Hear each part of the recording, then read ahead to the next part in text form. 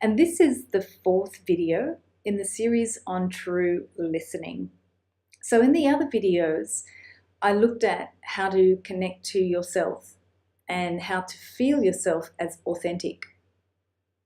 And then I also looked at going beyond the emotion. So often when we feel like some part of us is not being recognized, we get angry, we get embarrassed sometimes. We feel ashamed, like we shouldn't acknowledge that part of ourselves. Or sometimes we get angry because somebody else didn't acknowledge it. And they're all opportunities to get to the authentic self. But sometimes we get stuck in the emotion. So this video is about respect. It's based on a mutual desire to support.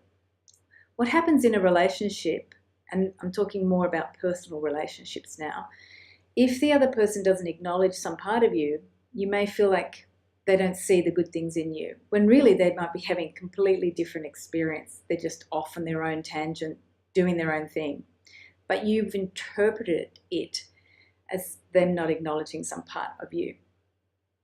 What happens is we may go into judgment and criticize them or get angry at them or passively aggressively withdraw from them, when really we just want to share something with them. It could be a classic one like, do you still think I'm attractive? You might feel a little insecure and you just want your partner to reaffirm to you, yes, you're really hot and I love you. So instead of asking for that or being playful around it, we go into the dumps about it and might go, oh, they really don't find me attractive anymore.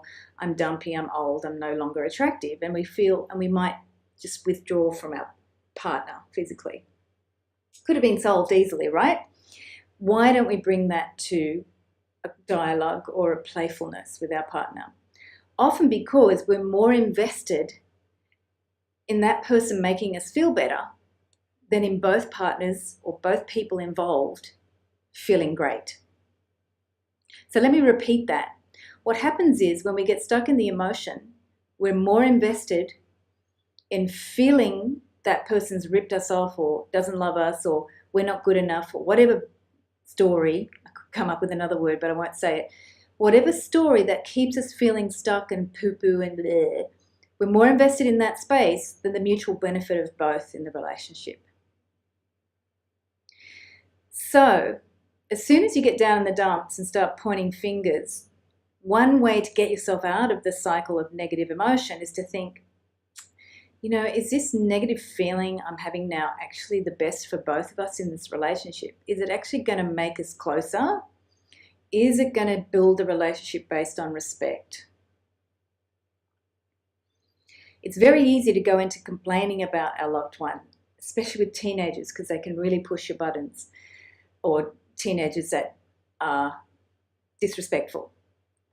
It's very easy to kind of bitch about people that we love if they hurt us.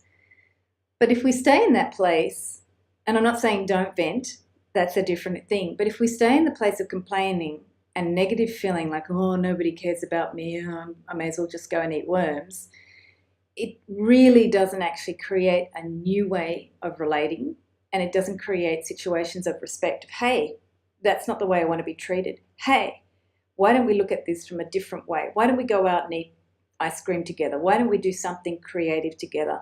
It stops the flow of creativity and it stops connection.